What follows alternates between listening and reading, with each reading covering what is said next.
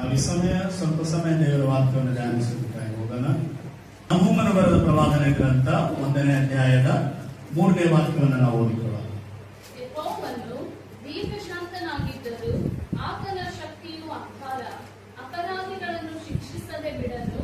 ಯೆಹೋವನು ಬಿರುಗಾಳಿಯಲ್ಲಿಯೂ ತುಫಾನಿನಲ್ಲಿಯೂ ನಡೆಯುತ್ತಾನೆ, ಮೋಡಗಳು ಆತನ ಹೆಜ್ಜೆಯಿಂದ ಏಳುವ ದೂರು. Okay, hallelujah. ಇಂದು ನಾವು ಧ್ಯಾನ ಮಾಡಲಿಕ್ಕಿರುವಂತಹ ದೇವರ ವಾಕ್ಯದ ಭಾಗ ಏನಂತ ಹೇಳಿದ್ರೆ, ಅದರ ಶಿರೋನಾಮೆ ಅಥವಾ ಹೆಡ್ಡಿಂಗ್ ಏನಂತ ನಾವು ನೋಡೋದಾದ್ರೆ, ಬಿರುಗಾಳಿಯಲ್ಲಿ ದೇವರ ಮಾರ್ಗ ಎಂಬುದು. ಹಲ್ಲೆಲೂಯಾ. ಇವತ್ತು ಬಿರುಗಾಳಿ ಅಂದ್ರೆ ಎಷ್ಟು ಜನರಿಗೆ ಇಷ್ಟ ಆಗ್ತದೆ? ಇಷ್ಟ ಆಗ್ತದಲ್ಲ? ಯಾಕಂದ್ರೆ ಬಿರುಗಾಳಿಯ ಕೆಲಸ ಏನು? ಇಷ್ಟು ಬಂದದ್ದನ್ನೆಲ್ಲ ಏನ್ ಮಾಡುತ್ತದು? ಕೆಡಿಸೋದು, ನಾಶ ಮಾಡಿಬಿಡುತ್ತದೆ. ಒಳ್ಳೆ ಗುಡಿಸಲು ಹಾಕೊಂಡಿದ್ರೆ ಏನ್ ಮಾಡುತ್ತೆ? ಎಲ್ಲ ಚೆಲ್ಲಾಪಿಲ್ಲಿ ಆಗುವಂತೆ ಮಾಡುತ್ತೆ. ಬಿರುಗಾಳಿ ಯಾರು ಕೂಡ ಏನ್ ಮಾಡೋದಿಲ್ಲ, ಇಷ್ಟಪಡೋದಿಲ್ಲ. ಅದರಲ್ಲಿ ಸಮುದ್ರದಲ್ಲಿ ಮೀನು ಹಿಡಿಯುವಂತ ಮೀನುಗಾರರಿಗೆ ಬಿರುಗಾಳಿ ಇಷ್ಟ ಆಗ್ತದ? ಯಾಕೆ? ಬಿರುಗಾಳಿ ಬಂದ್ರೆ ಅವ್ರು ಏನ್ ಮಾಡಕ್ಕಾಗಲ್ಲ, ಸಮಾಧಾನವಾಗಿ ಮೀನುಗಳನ್ನ ಹಿಡಿಲಿಕ್ಕಾಗಲ್ಲ, ಬಲೆಗಳನ್ನ ಎಳಿಲಿಕ್ಕಾಗಲ್ಲ. ದೇವರ ವಾಕ್ಯ ಹೇಳ್ತದೆ, ಬಿರುಗಾಳಿಯಲ್ಲಿ ದೇವರು ಏನ್ ಮಾಡ್ತಾರಂತೆ, ತುಫಾನಿನಲ್ಲಿ ಕೂಡ ಅದನ್ನ ಏನ್ ಮಾಡ್ತಾರಂತೆ, ನಡೀತಾರೆ. ಹೇಳ್ತಾನೆ, ಕೀರ್ತನೆ 55:6-8 ವಾಕ್ಯ ತೆಗೆದು ಬೇಡ ಅಂತ ಬರ್ಕೊಂಡ್ರೆ ಸಾಕು. ಆಹಾ, ನನಗೆ ರೆಕ್ಕೆಗಳಿದ್ದರೆ ಪಾರಿವಾಳದಂತೆ ಹಾರಿ ಹೋಗಿ ಆಶ್ರಯ ಸೇರಿಕೊಡುತ್ತಿದ್ದೆನು. ಅವಸರದಿಂದ ಹಾನಿಕರವಾದ ಬಿರುಗಾಳಿಗೆ ತಪ್ಪಿಸಿಕೊಂಡು ದೂರ ಹೋಗಿ ಅರಣ್ಯ ಸ್ಥಳದಲ್ಲಿ ಪ್ರವಾಸಿಯಾಗಿರುತ್ತಿದ್ದೇನೆ. ಹಲ್ಲೆಲೂಯಾ. ಇವತ್ತು ಯಾರಿಗೂ ಕೂಡ ಈ ಬಿರುಗಾಳಿ ಅಂತ ಅನುಭವ ಪಡೆಯಲಿಕ್ಕೆ ಯಾರಿಗೂ ಕೂಡ ಏನಿರಲ್ಲ, ಮನಸ್ಸಿರಲ್ಲ. ಹಲ್ಲೆಲೂಯಾ. ಅಲ್ಲ, ಹಾಳು ಮಾಡೋದು ಯಾರಿಗೆ ತಾನೇ ಇಷ್ಟ? ನಷ್ಟ ಮಾಡುವಂಥದ್ದು ಯಾರಿಗೆ ತಾನೇ ಇಷ್ಟ? ಮಾಡುವ ಕೆಲಸಕ್ಕೆ ಅಡ್ಡಿಪಡಿಸ್ತಕ್ಕಂಥ ಸಂಗತಿಗಳು ಯಾರಿಗೆ ತಾನೇ ಮನಸ್ಸು ಒಪ್ಪುತ್ತೆ? ಖಂಡಿತ ಒಪ್ಪೋದಿಲ್ಲ. ಹಲ್ಲೆಲೂಯಾ. ಆದ್ರೆ ದೇವರು ಹೇಳ್ತಾರೆ, ಆ ಬಿರುಗಾಳಿಯಲ್ಲಿ ನಾನ್ ನಡೆದು ಬರ್ತೇನೆ ಅಂತ. ಹಲ್ಲೆಲೂಯಾ.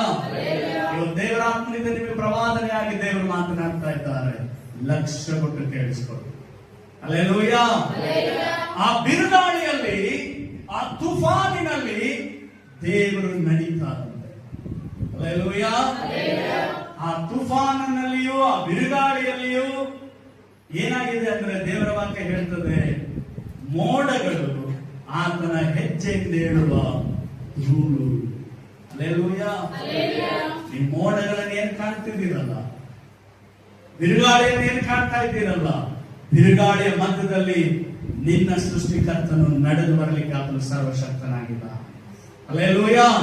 ಆ ಮೋಡಗಳು ಆತನ ಹೆಜ್ಜೆಯಿಂದ ಏಳುವಂತ ಧೂಳಿಗೆ ಸಮಾನವಾಗಿದೆ. ಹಲ್ಲೆಲೂಯಾ. ಹಾಗಾದ್ರೆ ನಿನ್ನ ಸಮಸ್ಯೆ ಯಾವ ಲೆಕ್ಕ? ನಿನ್ನ ಕಷ್ಟ ಆತನಿಗೆ ಏನೇನು ಅಲ್ಲ. ಹಲ್ಲೆಲೂಯಾ. ಆದ್ರೆ ಕೀರ್ತನೆಗಾರನು ಹೇಳ್ತಾನೆ, ಒಂದು ವೇಳೆ ನನಗೆ ರೆಕ್ಕೆಗಳಿದ್ದಿದ್ರೆ ಪಾರಿವಾಳದಂತೆ ನಾನು ರೆಕ್ಕೆಯನ್ನ ಕಟ್ಕೊಂಡು ಏನ್ ಮಾಡ್ತಿದ್ದೆ, ಹಾರಿ ಹೋಗಿ ಬಚ್ಚಿಟ್ಕೊಳ್ತಿದ್ದೆ ಅಲ್ವಾ? ಇವತ್ತು ಬಿರುಗಾಳಿ ಬರುವಾಗ ಅನೇಕರು ಯಾರು ಕೂಡ ಏನಾಗಲ್ಲ, ಹೊರಗಡೆ ಇರಲ್ಲ. ಒಂದು ಸಾರಿ ಮೊಬೈಲ್ ಅಲ್ಲಿ ನಾನು ನೋಡ್ತಾ ಇದ್ದಾಗ ಒಂದು ಬಿರುಗಾಳಿ, ಸುಂಟರ ಗಾಳಿ ಅನ್ಬೋದು, ಅದು ರೌಂಡ್ ಹೊಡಿತಾ ಇತ್ತು. ಕೆಲವು ಸ್ಕೂಲ್ ಮಕ್ಕಳು ಏನ್ ಮಾಡ್ತಾರೆ, ಓಡಿ ಹೋಗಿ ಅದರಲ್ಲೇ ಜಿಗಿತಾ ಇದ್ದಾರೆ, ಅದು ಎತ್ತಿ ಅವರನ್ನು ಬಿಸಾಕ್ತಾ ಇತ್ತು. ಆದ್ರೂ ಕೂಡ ಆ ಹುಡುಗರು ಆಡೋದನ್ನ ಅದರಲ್ಲಿ ಬಿಡ್ತಾರೆ, ಅಂದ್ರೆ ಚಿಕ್ಕದು. ಹಲ್ಲೆಲೂಯಾ. ಕೆಲವೊಂದು ದೇಶಗಳಲ್ಲಿ ನಾವು ಗಮನಿಸಿ ನೋಡೋದಾದ್ರೆ, ಆ ಬಿರುಗಾಳಿಗೆ, ತುಫಾನಿಗೆ ದೊಡ್ಡ ದೊಡ್ಡ ಪಟ್ಟಣಗಳೇ, ದೊಡ್ಡ ದೊಡ್ಡ ಕಟ್ಟಡಗಳೇ, ಅಂದ್ರೆ ಅಲ್ಲಿ ನಿರ್ಮಾಣ ಮಾಡಿರುವಂತದ್ದು ಆಲ್ಮೋಸ್ಟ್ ಕಟ್ಟಿಗೆಗಳಿಂದ ಮಾಡಿರ್ತಾರೆ ಅಲ್ಲ, ಅವೆಲ್ಲ ಏನಾಗ್ತವೆ, ನಾಶವಾಗಿ ಹೋಗುವುದನ್ನ ನಾವು ನೋಡ್ತೇವೆ. ಹಲ್ಲೆಲೂಯಾ. ಆದ್ರೆ ನಾವಿಲ್ಲಿ ಗಮನಿಸಬೇಕಾದಂತ ಒಂದು ಸಂಗತಿ ಏನಂತ ಹೇಳಿದ್ರೆ, ನಮ್ಮ ನಂಬಿಕೆ ಜೀವಿತದಲ್ಲಿ ನಾವು ನಡೆದು ಹಾದು ಹೋಗ್ತಾ ಇರುವಂತಹ ದಿನಗಳಲ್ಲಿ ಬಿರುಗಾಳಿಯಂತ ಪರಿಸ್ಥಿತಿಗಳು ನಮ್ಮ ಜೀವಿತದಲ್ಲಿ ಕೂಡ ನಾವು ಹಾದು ಹೋಗ್ತಾ ಇರ್ತೇವೆ. ಮೋಡಗಳು ಎದ್ದೇಳುವಂತ ಅನುಭವಗಳನ್ನು ಕೂಡ ನಾವು ಅನೇಕ ಸಾರಿ ಫೇಸ್ ಮಾಡ್ತಾ ಇರ್ತೇವೆ, ಗಮನಿಸ್ತಾ ಇರ್ತೇವೆ. ಹಲ್ಲೆಲೂಯಾ. ಆದ್ರೂ ಒಂದು ನಾವು ಯಾವಾಗಲೂ ಮರಿಬಾರ್ದು, ಆ ಬಿರುಗಾಳಿಯಲ್ಲಿ ಕೂಡ ದೇವರ ವಾಕ್ಯದಲ್ಲಿ ಪ್ರವಾದನ ಗ್ರಂಥದಲ್ಲಿ ನಹೂಮನು ಬರೀತಾನೆ, ಆ ಬಿರುಗಾಳಿಯಲ್ಲಿ ತುಫಾನಿನಲ್ಲಿ ಯೆಹೋವನು ನಡೆಯುತ್ತಾನೆ ಎಂಬುದ. Hallelujah, hallelujah. ಹಾಗೆ ನಮ್ಮ ಜೀವಿತಗಳಲ್ಲಿ ನಾವು ಅರ್ಥ ಮಾಡ್ಕೊಳ್ಬೇಕೇನಂದ್ರೆ, ನಮ್ಮ ಕಷ್ಟಗಳ ಸಮಯಗಳಲ್ಲಿ, ನಮ್ಮ ಕೊರತೆಗಳ ಸಮಯದಲ್ಲಿ, ನಮ್ಮ ಇಕ್ಕಟ್ಟುಗಳ ಸಮಯದಲ್ಲಿ, ನಮ್ಮ ಕೈ ಬಿಡಲ್ಪಟ್ಟ ಸ್ಥಿತಿಗತಿಗಳಲ್ಲಿ ದೇವರು ನಮ್ಮ ಸಂಗಡ ಇಲ್ಲ ಅಂತ ಎಂದು ಹೇಳಬಾರದು. ಹಲ್ಲೆಲೂಯಾ. ಅನೇಕ ಸಾರಿ ಆ ರೀತಿಯಾದಂತ ಮನೋಸ್ಥಿತಿ ನಮ್ಮ ಹೃದಯಗಳಲ್ಲಿ ಬರಬಹುದು, ಆಲೋಚನೆಗಳಲ್ಲಿ ಬರಬಹುದು, ಅಥವಾ ಬೇರೆಯವರ ಮಾತುಗಳಿಂದಲೂ ಕೂಡ ಬರಬಹುದು. ಹೇಳಬಹುದು, ನಿನ್ ಜೊತೆ ದೇವರಿಗಿದ್ರೆ ಈ ಕಷ್ಟ ನಿನ್ಗೆ ಯಾಕೆ ಬರ್ಬೇಕಿತ್ತು? ಹೇಳಿದಾರ ಇಲ್ಲ? ಹೇಳಿದಾರ? ಮಾತಾಡ್ರಿ. ಅಲ್ಲ, ನೀವು ಯೇಸು ದೇವರನ್ನು, ದೊಡ್ಡ ದೇವರನ್ನು ನಂಬಿದಿರಲ್ಲ, ನಿಮಗೆ ಯಾಕೆ ಕಷ್ಟ? ನಿಮಗೆ ಯಾಕೆ ಕೆಲಸ ಆಗತ್ತಿಲ್ಲ? ನಿನಗಾಕಿ ಒಳ್ಳೇದಾಗ್ತಾ ಇಲ್ಲ? ಅದು ಬರ್ತದಲ್ಲ. ಹಲ್ಲೆಲೂಯಾ. ಒಂದು ಅರ್ಥ ಮಾಡ್ಕೊಳ್ಬೇಕೇನಂತ ಹೇಳಿದ್ರೆ, ಎಲ್ಲಾ ಪರಿಸ್ಥಿತಿಗಳು, ಎಲ್ಲಾ ಸಂದರ್ಭಗಳು ದೇವರು ನಮಗೆ ಅದರಲ್ಲಿ ಏನೋ ಒಂದು ಕಲಿಸ್ತಾ ಇರ್ತಾರೆ. ಅದಕ್ಕೆ ನಾನು ಆಗ್ಲೇ ಕೀರ್ತನೆ ಭಾಗವನ್ನು ನಾವು ಧ್ಯಾನ ಮಾಡುವ ಸಮಯದಲ್ಲಿ ಹೇಳಿದೆ, ನಾವು ತಪ್ಪು ಮಾಡಿ ಒಂದು ವೇಳೆ ಸಂಕಟಗಳು ಬಂದಿದ್ರೆ ಅದಕ್ಕೆ ನಾವೇ ಹೊಣೆ. ಆದ್ರೆ ನೀತಿಯ ನಿಮಿತ್ತವಾಗಿ ಒಂದು ವೇಳೆ ಸಂಕಟಗಳು ಬಂದಿರುವುದಾದ್ರೆ, ಹೋರಾಟಗಳು ಬಂದಿರುವುದಾದ್ರೆ, ವೇದನೆಗಳು ಬಂದಿರುವುದಾದ್ರೆ, ದೇವರು ಅದರಲ್ಲಿ ತನ್ನ ಚಿತ್ತವನ್ನು ಆತ ನೆರವೇರಿಸುವನಾಗಿದ್ದಾನೆ. Hallelujah, hallelujah. ಆದ್ರಿಂದ ನಾವು ಏನಾಗ್ಬೇಕಂತ ಹೇಳಿದ್ರೆ, ಯೋಬನ ಜೀವಿತವನ್ನು ನಾವು ನೆನಪು ಮಾಡಿಕೊಳ್ಬೇಕು ಯಾವಾಗ. ಯೋಬನಿಗೆ ಆತನು ಬಹಳ ಸ್ಥಿತಿವಂತನಾಗಿದ್ದರು. ವಾಕ್ಯ ಹೇಳ್ತದೆ, ಆತನು ಉಚ್ಚ ದೇಶದಲ್ಲಿ ಅವನ ಹಾಗೆ ಶ್ರೀಮಂತರೇ ಯಾರು ಇರಲಿಲ್ಲ. ಅವನಿಗೆ ಮಕ್ಕಳು, ಅವನ ಮಕ್ಕಳಷ್ಟು ಸುಂದರವಾಗಿರುವಂತಹ ಮಕ್ಕಳು ಆ ದೇಶದಲ್ಲಿ ಯಾರು ಇರಲಿಲ್ಲ. ಅವನಿಗಿರುವಷ್ಟು ಆಸ್ತಿ, ಕುರಿ, ದನ, ಒಂಟೆ, ಕತ್ತೆಗಳು, ದಾಸ ದಾಸಿಯರು ಅವನಿಗಿರುವಷ್ಟು ಯಾರು ಕೂಡ ಇರಲಿಲ್ಲ, ಯಾವುದೂ ಇರಲಿಲ್ಲ. ಆದರೆ ಸೈತಾನನು ಅಪ್ಪಣೆಯನ್ನು ತೆಗೆದುಕೊಂಡು ಬಂದು ಅವನನ್ನು ಶೋಧಿಸಲಿಕ್ಕೆ ಬಂದು ಎಲ್ಲವೂ ಕಳೆದು ಹೋಯಿತು.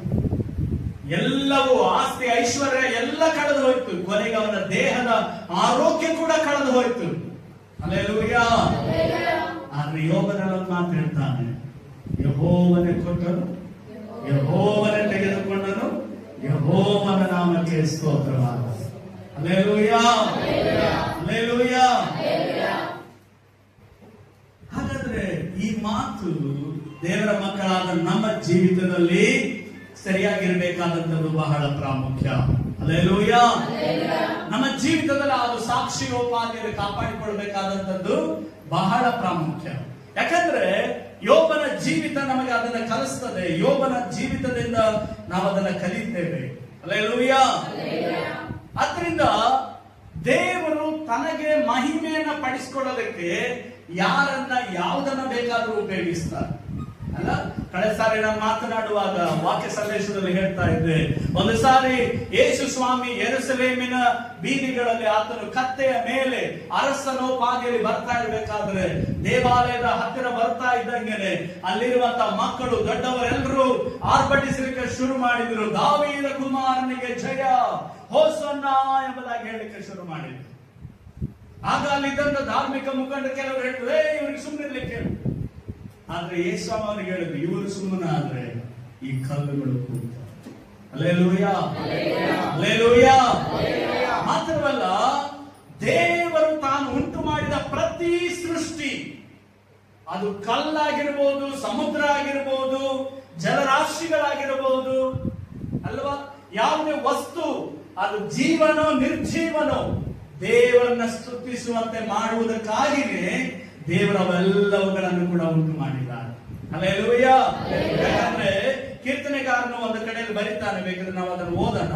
ಕೀರ್ತನೆ 148 7ನೇ ವಾಕ್ಯ ಓದ್ರಿ. ಕೀರ್ತನೆಗಳು 148 7ನೇ ವಾಕ್ಯ, 7 ಮತ್ತು 8ನೇ ವಾಕ್ಯ. ಅವನಿಗೆ ಸ್ತುತಿ ಉಂಟಾಗಲಿ, ಹಿಮಿಂಗಲಗಳು, ಆದಿಸಾಗರಗಳು, ಬೆಂಕಿ, ಕಲ್ಮಳೆ, ಹಿಮ, ಹವೆ ಇವುಗಳು ಆತನ ಅಪ್ಪಣೆಯನ್ನು ನೆರವೇರಿಸುವ ಬಿರುಗಾಳಿಯು, ಬೆಟ್ಟಗಳು, ಎಲ್ಲಾ ಗುಡ್ಡಗಳು, ಹಣ್ಣಿನ ಮರಗಳು, ಎಲ್ಲಾ ತುರಾಯಿ ಗಿಡಗಳು, ಎಲ್ಲಾ ಮೃಗ ಪಕ್ಷಿಗಳು, ಕೀಟಗಳು, ಭೂರಾಜರು, ಎಲ್ಲಾ ಜನಾಂಗಗಳು, ಪ್ರಭುಗಳು, ಸರ್ವ ದೇಶಾಧಿಪತಿಗಳು, ಪ್ರಯಸ್ತರಾದ ಸ್ತ್ರೀ ಪುರುಷರು, ಮುದುಕರು ಹುಡುಗರು ಯೆಹೋವನನ್ನು ಕೊಂಡಾಡಲಿ. ದೇವರನ್ನ ಕೊಂಡಾಡಲಿ ಎಂಬುದಾಗಿ ಕೀರ್ತನೆಗಾರನ ಹೇಳ್ತಾ ಇರುವಲ್ಲಿ ಅದರಲ್ಲಿ ಒಂದು ವಾಕ್ಯ ಗಮನಿಸಿದ್ರ, 7ನೇ ವಾಕ್ಯದಲ್ಲಿ ಅದರ ಕೊನೆಯ ವಾಕ್ಯವನ್ನು ನೋಡ್ರಿ. 8ನೇ ವಾಕ್ಯದ ಕೊನೆಯ ವಾಕ್ಯದಲ್ಲಿ ಬೆಂಕಿ, ಕಲ್ಮಳೆ, ಹಿಮ, ಹಬೆ ಇವುಗಳು ಆತನ ಅಪ್ಪಣೆಯನ್ನು ನೆರವೇರಿಸುವ ಬಿರುಗಾಳಿಯು. ಹಲ್ಲೆಲೂಯಾ. ಹಾಗಾದ್ರೆ ಬಿರುಗಾಳಿಯು ಕೂಡ ದೇವರನ್ನ ಏನ್ ಮಾಡೋದಾಗಿದೆ? ಸ್ತುತಿಸುವಂತದ್ದಾಗಿದೆ. ಹಲ್ಲೆಲೂಯಾ. ಬಿರುಗಾಳಿ ಅಂತ ಅನುಭವಕ್ಕೆ ದೇವರು ನಿನ್ನನ್ನು ಬಿಟ್ಟಿದ್ದಾರೆ ಅಂತ ಹೇಳಿದ್ರೆ, ನಡೆಯೋದಕ್ಕೆ ಅಲ್ಲಿ ಹಾದು ಹೋಗೋದಕ್ಕೆ ನಿನಗೆ ಅನುಮತಿಸಿದ್ದಾರೆ ಅಂತ ಹೇಳಿದ್ರೆ, ಅದರಲ್ಲಿ ನೀನು ದೇವರನ್ನು ಸ್ತುತಿಸ್ತಾ ಇರುವುದನ್ನು ಕಲಿಬೇಕು. Hallelujah, hallelujah. ಯಾಕಂದ್ರೆ ದೇವರು ನಮಗಾಗಿ ಎಲ್ಲವನ್ನ ಮಾಡುವಂತವನಾಗಿದ್ದಾನೆ. ದೇವರು ನಮ್ಮ ಜೀವಿತದಲ್ಲಿ ಏನೇ ಹಾದು ಹೋಗ್ಲಿಕ್ಕೆ ನಮ್ಮನ್ನು ಬಿಡ್ತಾ ಇದ್ದಾರೆ ಅಂತ ಹೇಳಿದ್ರೆ, ಅದನ್ನ ಆತನು ಎಲ್ಲವನ್ನ ಕ್ರಮಪಡಿಸುವ ಆತನಾಗಿದ್ದಾನೆ. Hallelujah, hallelujah. ನಮಗೆ ಸಂತೋಷ ಇರುವಾಗ ಕೆಲವು ಸಾರಿ ಏನಾಗೋದಿಲ್ಲ, ಬೇರೆ ದುಃಖಗಳು ನಮಗೆ ಅರ್ಥ ಆಗೋದಿಲ್ಲ ಅಲ್ಲ. ಕೆಲವು ದುಃಖ ಇದ್ದಾಗ ನಮಗೆ ಏನಾಗ್ತದೆ, ನಾವು ದೇವರ ವಿಷಯದಲ್ಲಿ ನಾವು ಏನ್ ಮಾಡುವರಾಗಿರ್ತೀವಿ, ಗುಣಗುಟ್ಟುವ ಸ್ಥಿತಿ ಕೂಡ ಹೋಗ್ತಾ ಇರ್ಬೋದು. ನಮ್ಮ ಮನಸ್ಸಲ್ಲಿ ಬಾಯಲ್ಲಿ ಇಲ್ಲದೆ ಇದ್ರು ಮನಸ್ಸಲ್ಲಿ ಅದೇನಾಗ್ತಿರ್ಬೋದು, ಬರ್ತಿರ್ಬೋದು. ಹಲ್ಲೆಲೂಯಾ. ಕೆಲವು ದುಡಿಮೆ ಇಲ್ಲದ ಸ್ಥಿತಿ ಇರ್ಬೋದು, ಸಾಲಗಳಿರ್ಬೋದು, ವಿರೋಧಿಸುವಂತ ಜನ ಇರ್ಬೋದು, ನಿಮ್ಮನ್ನ ಒಪ್ಪಿಕೊಳ್ಳದೆ ಅಥವಾ ನಿಮ್ಮನ್ನ ಪ್ರೀತಿಸದೆ ಸಹಿಸಿಕೊಳ್ಳದೆ ಇರುವ, ನಿಮ್ಮ ಏಳಿಗೆಯನ್ನು ಕೂಡ ಸಹಿಸದೇ ಇರುವ ಜನರು ಇರಬಹುದು. ಏನೆಲ್ಲ ಪರಿಸ್ಥಿತಿಗಳಿರ್ಬೋದು. ಇದು ಒಂದು ರೀತಿಯಲ್ಲಿ ಬಿರುಗಾಳಿಯ ಒಂದು ಸ್ಥಿತಿ. ದೇವರ ವಾಕ್ಯ ಸ್ಪಷ್ಟವಾಗಿ ಒಂದು ಮಾತನ್ನು ಹೇಳ್ತದೆ, ಏನಂದ್ರೆ ಯೆಶಾಯನ ಪ್ರವಾದನ ಗ್ರಂಥವನ್ನು ತೆರೆಯೋಣ. ಒಂದು ವಾಕ್ಯವನ್ನು ಓದಿ ನಾವು ಮುಂದೆ ಹೋಗೋಣ. 58ನೇ ಅಧ್ಯಾಯದ 11ನೇ ವಾಕ್ಯವನ್ನು ತೆರೆಯಿರಿ. ಯೆಶಾಯ 58:11. ಮತ್ತು ಯೆಹೋವನು ನಿಮ್ಮನ್ನು ನಿತ್ಯವೂ ನಡೆಸುತ್ತಾ ಮರುಭೂಮಿಯಲ್ಲಿಯೂ ನಿಮ್ಮ ಆತ್ಮವನ್ನು ತೃಪ್ತಿಗೊಳಿಸಿ ನಿಮ್ಮ ಎಲುಬುಗಳನ್ನು ಸುಸಾರ ಮಾಡುವನು. ನೀವು ತಂಪಾದ ತೋಟಕ್ಕೂ ನೀರಿಗೆ ಮೋಸವಿಲ್ಲದ ಬುಟ್ಟಿಗೂ ಸಮಾನವಾಗುವಿರಿ. ನಿಮ್ಮ ಸಂತಾನದವರು ಪುರಾತನ ಕಾಲದಲ್ಲಿ ಹಾಳಾದ ನಿವೇಶನಗಳನ್ನು ತಿರುಗಿ ಕಟ್ಟುವರು. Okay, hallelujah. ಅಲ್ಲಿ ವಾಕ್ಯದಲ್ಲಿ ಸ್ಪಷ್ಟವಾಗಿ ದೇವರ ಆತ್ಮನು ಮಾತಾಡುವಂತ ಪ್ರವಾದನೆಯಾಗಿ ದೇವರು ಬರೆಸಿಟ್ಟಂತ ಒಂದು ಸಂಗತಿ ಏನಂದ್ರೆ, ಯೆಹೋವನು ನಿಮ್ಮನ್ನು ನಿತ್ಯವೂ ನಡೆಸುತ್ತಾ ಮರುಭೂಮಿಯಲ್ಲಿಯೂ ನಿಮ್ಮ ಆತ್ಮವನ್ನ ತೃಪ್ತಿಗೊಳಿಸಿ ನಿಮ್ಮ ಎಲುಬುಗಳನ್ನು ಸಸಾರ ಮಾಡುವನು. ನೀವು ತಂಪಾದ ತೋಟಕ್ಕೂ ನೀರಿಗೆ ಮೋಸವಿಲ್ಲದ ಬುಗ್ಗೆಗೂ ಸಮಾನವಾಗುವಿರಿ. Hallelujah, hallelujah. ಎಷ್ಟು ಜನ ಈ ಮಾತನ್ನು ನಂಬುತ್ತೀರಿ? ಎಷ್ಟು ಜನ ನಂಬ್ತೀರಿ? ಎಷ್ಟು ಜನ ನಂಬ್ತೀರಿ? ಹಲ್ಲೆಲೂಯಾ. ನೀವು ದೇವರ ಮಾತನ್ನ ನೀವು ನಂಬಿದ್ರೆ, ದೇವರ ವಾಕ್ಯಗಳನ್ನ ನೀವು ಬಿಗಿಯಾಗಿ ಹಿಡಿದುಕೊಂಡ್ರೆ, ಅವುಗಳು ನಿಮ್ಮ ಒಳಗಡೆ ಆಪರೇಟ್ ಆಗ್ತವೆ. ಹಲ್ಲೆಲೂಯಾ. ಆ ಮಾತುಗಳು, ಆ ವಾಗ್ದಾನಗಳು ನಮ್ಮ ಜೀವಿತದಲ್ಲಿ ಏನಾಗ್ತವೆ? ಖಂಡಿತ ಅವು ನೆರವೇರ್ತಕ್ಕಂಥದ್ದಾಗಿದೆ. ಹಲ್ಲೆಲೂಯಾ. ಅದರಿಂದ ಅಲ್ಲಿ ಹೇಳ್ತದೆ, ಯೆಹೋವನು ನಿಮ್ಮನ್ನು ನಿತ್ಯವೂ ನಡೆಸುತ್ತಾ ಮರುಭೂಮಿಯಲ್ಲಿ ನಿಮ್ಮ ಆತ್ಮವನ್ನ ತೃಪ್ತಿಗೊಳಿಸಿ. ಹಲ್ಲೆಲೂಯಾ. ಮರುಭೂಮಿಯಲ್ಲಿ ಇರುವಂತವರು ಯಾರಾದ್ರೂ ನಾನು ಆರಾಮಾಗಿದ್ದೇನೆ ಅಂತ ಹೇಳಕ್ ಸಾಧ್ಯನಾ? ತೃಪ್ತಿಯಿಂದ ಇರ್ಲಿಕ್ಕೆ ಸಾಧ್ಯನಾ? ಸಮಾಧಾನ ಆಯ್ತು ಅಂತ ಹೇಳಕ್ ಸಾಧ್ಯನಾ? ಯಾಕಂದ್ರೆ ಅದು ಮರುಭೂಮಿ. ಯಾವುದೇ ಗಿಡ ಮರಗಳಿಲ್ಲದೆ ಇರುವಂತ, ಅತಿಯಾದ ಉಷ್ಣವಿರುವಂತ, ನೀರಿಲ್ಲದೆ ಇರುವಂತ ಒಂದು ಜಾಗ. ಆದ್ರೆ ದೇವರು ಹೇಳ್ತಾರೆ, ಮರುಭೂಮಿಯಲ್ಲಿ ನಿಮ್ಮನ್ನು ನಡೆಸಿ, ನಿಮ್ಮನ್ನು ಏನ್ ಮಾಡ್ತೇನೆ? ನಿಮ್ಮ ನಿತ್ಯವೂ ನಡೆಸುತ್ತಾ, ಒಂದು ಸಮಯ ಅಲ್ಲ, ಒಂದು ಕ್ಷಣ ಅಲ್ಲ, ಆತನು ನಿತ್ಯವೂ ನಿಮ್ಮನ್ನು ನಡೆಸ್ತಾನೆ ಅಂತ ದೇವರ ವಾಕ್ಯ ಹೇಳ್ತಾರೆ. ಮಾತ್ರವಲ್ಲ, ಅಲ್ಲಿ ನಾವು ಕಾಣ್ತೇವೆ, ಮರುಭೂಮಿಯಲ್ಲಿ ನಿಮ್ಮ ಆತ್ಮವನ್ನ ತೃಪ್ತಿಗೊಳಿಸಿ. ಹಲ್ಲೆಲೂಯಾ. ನಿಮ್ಮ ಎಲುಬುಗಳನ್ನ ಸಸಾರ ಮಾಡುವನು. ನೀವು ತಂಪಾದ ತೋಟಕ್ಕೂ ನೀರಿಗೆ ಮೋಸವಿಲ್ಲದ ಬುಗ್ಗೆಗೂ ಸಮಾನವಾಗುವುದು. ಹಲ್ಲೆಲೂಯಾ. ನಮಗೆ ಐಗುಪ್ತ ದೇಶದಲ್ಲಿ ಇಸ್ರಾಯೇಲರು ಮತ್ತು ಐಗುಪ್ತರ ಮಧ್ಯದಲ್ಲಿ ನಡೆದಂತ ಘಟನೆಗಳನ್ನ ಉದಾಹರಣೆಯಾಗಿ ನಾವು ಯೋಚಿಸಿ ನೋಡೋದಾದ್ರೆ, ಖಂಡಿತ ದೇವರು ತನ್ನ ಜನರಿಗೆ ಮತ್ತು ಅನ್ಯರಿಗೆ ಒಂದು ವ್ಯತ್ಯಾಸವನ್ನ ತೋರಿಸುವುದಕ್ಕೆ ಆತನು ಸರ್ವಶಕ್ತನಾಗಿದ್ದಾನೆ. ಹಲ್ಲೆಲೂಯಾ. ಏನು ಅಸಾಧ್ಯನೋ ಅದನ್ನ ದೇವರು ಸಾಧ್ಯವಾಗಿ ಮಾಡಲಿಕ್ಕೆ ಖಂಡಿತ ದೇವರಿಂದ ಸಾಧ್ಯ. ನಾವೇನ್ ಮಾಡ್ಬೇಕಂದ್ರೆ ಅದನ್ನ ನಂಬಬೇಕು. ಅನೇಕ ಸಾರಿ ನಾವು ದೇವರ ವಾಗ್ದಾನದ ಆಶೀರ್ವಾದಗಳನ್ನ ಹೊಂದಿಕೊಳ್ಳದೆ ತಪ್ಪಿ ಹೋಗ್ಲಿಕ್ಕೆ ಕಾರಣ ಏನಂದ್ರೆ ಆ ಮಾತುಗಳನ್ನ ನಂಬದೇ ಹೋಗೋದ್ರಿಂದ, ಆ ವಾಗ್ದಾನಗಳಲ್ಲಿ ಭರವಸೆ ಇಡದೇ ಹೋಗೋದ್ರಿಂದ ಅವುಗಳನ್ನ ನಾವು ಏನ್ ಮಾಡಕ್ಕಾಗಲ್ಲ, ಅದರ ಆಶೀರ್ವಾದವನ್ನ ನಾವು ಸ್ವಂತ ಮಾಡಿಕೊಳ್ಳೋದಕ್ಕೆ ಆಗೋದಿಲ್ಲ. ಆದ್ರಿಂದ ನಮ್ಮ ಭರವಸೆ ಬಹಳ ಪ್ರಾಮುಖ್ಯ. ಯಾಕಂದ್ರೆ ಇಲ್ಲಿ ಯೋಚನೆ ಮಾಡ್ರಿ, ನೀವು ತಂಪಾದ ತೋಟಕ್ಕೂ ನೀರಿಗೆ ಮೋಸವಿಲ್ಲದ ಬುಗ್ಗೆಗೂ ಸಮಾನವಾಗುವಿರಿ. ಎಲ್ಲಿ ಮಾಡ್ತಾರಂತ ದೇವರು ಹೇಳ್ತಾರೆ? ಮರುಭೂಮಿಯಲ್ಲಿ. Hallelujah, hallelujah. ಹಾಗಾದ್ರೆ ನಮ್ಮ ಜೀವಿತ ಈಗ ಹೇಗೇ ಇರಬಹುದು, ನಮ್ಮನ್ನ ಯಾರೇ ನಿಂದಿಸ್ತಾ ಇರಬಹುದು, ಯಾರೇ ಅಲ್ಲಗಳೆತಾ ಇರಬಹುದು, ನಮ್ಮ ಜೀವನದ ಸ್ಥಿತಿಗತಿಗಳು ನಾವು ಹೇಳಿಕೊಳ್ಳಕ್ ಆಗದೆ ಇರಬಹುದು, ನಮ್ಮ ಜೀವಿತದಲ್ಲಿ ಒಳ್ಳೆಯದೂ ಇರಬಹುದು, ಕೊರತೆಗಳು ಇರಬಹುದು, ಕಷ್ಟಗಳು ಇರಬಹುದು, ಏನೆಲ್ಲ ಇರಬಹುದು. ಆದರೆ ಅವೆಲ್ಲವುಗಳನ್ನ ಬದಲಾಯಿಸಲಿಕ್ಕೆ ದೇವರಿಂದ ಸಾಧ್ಯ. ಹಲ್ಲೆಲೂಯಾ. ಮರುಭೂಮಿಯ ಸ್ಥಳದಲ್ಲಿ ದೇವರು ಹೇಳ್ತಾರೆ, ನೀವು ತಂಪಾದ ತೋಟ ಎಲ್ಲಿ? ಮರುಭೂಮಿಯಲ್ಲಿ. ಆದ್ರೆ ದೇವರು ಹೇಳ್ತಾರೆ, ಅದಕ್ಕೆ ತದ್ವಿರುದ್ಧವಾಗಿ ನಾನು ನಿಮ್ಮನ್ನು ಏನ್ ಮಾಡ್ತೇನೆ? ನಿಮ್ಮನ್ನು ತಂಪಾದ ತೋಟಕ್ಕೆ, ನೀರಿಗೆ ಮೋಸವಿಲ್ಲದ ಬುಗ್ಗೆಗೆ ಸಮಾನವಾಗುವಂತೆ ಮಾಡ್ತೇನೆ ಅಂತ. Hallelujah, hallelujah. ಹಾಗಾದ್ರೆ ಬಿರುಗಾಳಿಯಲ್ಲಿ ದೇವರ ಮಾರ್ಗ ಹೇಗಿರ್ತದೆ ಅದನ್ನ ನಾವು ಈ ಸಲದಲ್ಲಿ ಕಲೀಲಿಕ್ಕೆ ಹೋಗೋಣ. ಅಂದ್ರೆ ಶಿಷ್ಯರು ದೋಣಿಯಲ್ಲಿ ಪ್ರಯಾಣ ಮಾಡ್ತಾ ಇದ್ರಲ್ಲ ಶಿಷ್ಯರು, ಅದನ್ನ ನಾವು ವಾಕ್ಯದಲ್ಲಿ ಕಾಣ್ತೇವೆ. ಸುವಾರ್ತೆ ಅದರ 4ನೇ ಅಧ್ಯಾಯದ 35ನೇ ವಾಕ್ಯದಿಂದ ಓದೋದಾದ್ರೆ ಅಲ್ಲಿ ನಾವು ನೋಡ್ತೇವೆ ಏನಂತ, ಆ ಹೊತ್ತು ಸಾಯಂಕಾಲವಾದಾಗ ಏನ್ ಮಾಡಿದ್ರಂತೆ? ಆತನು ಅವರಿಗೆ ಹೇಳಿದ್ರು, ನಾವ್ ಎಲ್ಲಿ ಹೋಗೋಣ? ಆಚೆ ದಡಕ್ಕೆ ಹೋಗೋಣ. ಆಗ ಆತನು ಜನರ ಗುಂಪನ್ನು ಬಿಟ್ಟು ಆತನನ್ನು ಅದೇ ದೋಣಿಯಲ್ಲಿ ಹಾಗೆಯೇ ಕರ್ಕೊಂಡು ಹೋದ್ರು. ವಾಕ್ಯ ಹೇಳ್ತದೆ, ಬೇರೆ ದೋಣಿಗಳು ಆತನ ಸಂಗಡ ಇದ್ದವು. ಇದು ಬಹಳ ಪ್ರಾಮುಖ್ಯ, ನೆನ್ಪಿಟ್ಕೊಳ್ಳಿ.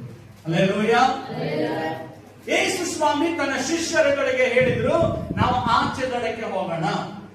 ಹಲ್ಲೆಲೂಯಾ. ಆಗ ಶಿಷ್ಯರು ಏನ್ ಮಾಡಿದ್ರು? ಯೇಸುವನ್ನ ಗುಂಪಿನಿಂದ ಕರ್ಕೊಂಡು ಏನ್ ಮಾಡಿದ್ರು? ದೋಣಿಯಲ್ಲಿ ಹೊರಟರು. ಆದ್ರೆ ವಾಕ್ಯ ಸ್ಪಷ್ಟವಾಗಿ ಹೇಳ್ತಾರೆ, ಕೇಳಿಸ್ಕೊಡ್ತಿದ್ದೀರಾ? ನಕ್ಷತ್ರ ಕೇಳಿಸ್ಕೊಡ್ತೀವಿ. ಆತನ ದೋಣಿಯಲ್ಲಿ ಹೊರಟಾಗ ಆತನ ಸಂಗಡ, ಅಂದ್ರೆ ಬೇರೆ ದೋಣಿಗಳು ಕೂಡ ಆತನ ಸಂಗಡ ಇದ್ದು ಅಂತ ಬೈಬಲ್ ಹೇಳುತ್ತೆ. ಹಲ್ಲೆಲೂಯಾ. ಆದರೆ ಇವರು ದೋಣಿಯಲ್ಲಿ ಶಿಷ್ಯರೊಂದಿಗೆ ಯೇಸು ಪ್ರಯಾಣಿಸ್ತಾ ಇರಬೇಕಾದ್ರೆ ಯೇಸು ಸ್ವಾಮಿ ಆ ದೋಣಿಯ ಹಿಂಭಾಗದಲ್ಲಿ ಏನ್ ಮಾಡಿದ್ರಂತೆ? ತಲೆಗಿಂಬನ್ನ ಒರಗಿ ನಿದ್ರೆ ಮಾಡ್ಲಿಕ್ಕೆ ಶುರು ಮಾಡಿದ್ರು. ಹಲ್ಲೆಲೂಯಾ. ಬಿರುಗಾಳಿ ಸ್ಟಾರ್ಟ್ ಆಯ್ತು, ಅಲೆಗಳು ಸ್ಟಾರ್ಟ್ ಆಯ್ತು. ವಾಕ್ಯ ಹೇಳುತ್ತೆ, ಆ ದೋಣಿ ತುಂಬುವುದಕ್ಕೆ ಪ್ರಾರಂಭವಾಗಿತ್ತು. ಹಲ್ಲೆಲೂಯಾ. ಇವರ ಹಗ್ಗಗಳನ್ನ ಎಳೆಯೋದು, ನೀರನ್ನ ಎತ್ತಿ ಹಾಕೋದು, ಏನೆಲ್ಲ ಶ್ರಮ ಪಡಬೇಕು ಎಲ್ಲಾನು ಪ್ರಯತ್ನ ಮಾಡಿದ್ರು.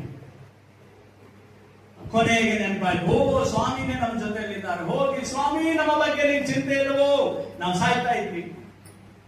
ಹಲ್ಲೆಲೂಯಾ. ಆಗ ಆತನು ಎದ್ದೇನ್ ಮಾಡಿದ್ರಂತೆ? ಸಮುದ್ರವನ್ನ ಗದರಿಸಿ ಶಾಂತನ, ಬಿರುಗಾಳಿ ಶಾಂತ ಆಯ್ತು, ಸಮುದ್ರನ ಶಾಂತ. ಹಲ್ಲೆಲೂಯಾ. ಆದ್ರೆ ಒಂದು ವಿಶೇಷ ಏನಂತ ಹೇಳಿದ್ರೆ, ಅಂತ ಬಿರುಗಾಳಿಯಲ್ಲಿ, ಅಂತ ಅಲೆಗಳ ಬೋರ್ಗರೆತದ ಮಧ್ಯದಲ್ಲಿ ಯೇಸ್ವಾಮಿ ತಲೆಗಿಂಬು ಹೊರಕೊಂಡು ನಿದ್ದೆ ಹೊಡಿತಾ ಇದ್ರಂತೆ. ಹೇಗಿರ್ಬೋದು? ಹಲ್ಲೆಲೂಯಾ.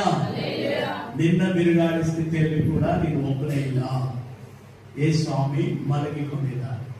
ಹಲ್ಲೆಲೂಯಾ. ನಿನ್ ಸಂಕಟ ಇದ್ದಾರೆ, ಆದ್ರೆ ನೀನೇನ್ ಮಾಡ್ತಾ ಇದ್ದಿ? ನೀನೇ ನೀರನ್ನು ಎತ್ತಿ ಹಾಕ್ತಾ ಇದ್ದಿ, ನೀನೇ ಅವುಗಳ ಆಯ್ಗಂಬವನ್ನ ಜಗ್ಗಿ ಕಟ್ತಾ ಇದ್ದಿ, ಆ ಹಗ್ಗಗಳನ್ನು ಸರಿಪಡಿಸಕ್ ಪ್ರಯತ್ನಿಸ್ತಾ ಇದ್ದಿ, ಆ ನೀರಿನ ಪರಿಸ್ಥಿತಿಯನ್ನು ಗಮನಿಸ್ತಾ ಇದ್ದಿ, ವಾತಾವರಣವನ್ನು ನೋಡ್ತಾ ಇದ್ದಿ, ಆ ಕದಲುವಿಕೆಯನ್ನು ನೋಡ್ತಾ ಇದ್ದಿ, ಬಿರುಗಾಳಿಯನ್ನು ನೋಡ್ತಾ ಇದ್ದಿ, ಅಲೆಗಳ ಆರ್ಭಟವನ್ನು ನಿರೀಕ್ಷೆ ಮಾಡ್ತಾ ಇದ್ದಿ. ಅದ್ರ ಜೊತೆಲಿರುವ ಕ್ರಿಸ್ತನನ್ನ ನೀನು ಮರೆತು ಬಿಟ್ಟಿದ್ದಿ. ಪ್ರಿಯ ದೇವರ ಮಕ್ಕಳೇ, ಶಿಷ್ಯರುಗಳು ಕೂಡ ಮರೆತು ಹೋದ್ರಿಂದಲೇ ಅವರು ಅಷ್ಟೆಲ್ಲ ಪರಿಸ್ಥಿತಿಗೆ ಒಳಗಾಗಬೇಕಾಗ. ಹಲ್ಲೆಲೂಯಾ. ಆಚೆ ದಡಕ್ಕೆ ಹೋಗೋಣ ಅಂತ ಹೇಳಿದವರು ಯೇಸುವೆ. ಹಾಗಾದ್ರೆ ಸೃಷ್ಟಿಕರ್ತನಿಗೆ ಆ ಪ್ರಯಾಣ ಮಾಡಿ ಹೋಗ್ಬೇಕಾದ್ರೆ ಈಗ ನೆಕ್ಸ್ಟ್ ಬಿರುಗಾಳಿ ಬರ್ತದಂತ ಗೊತ್ತಿಲ್ಲ ಅನ್ಕೊಂಡಿದ್ದೀರಾ?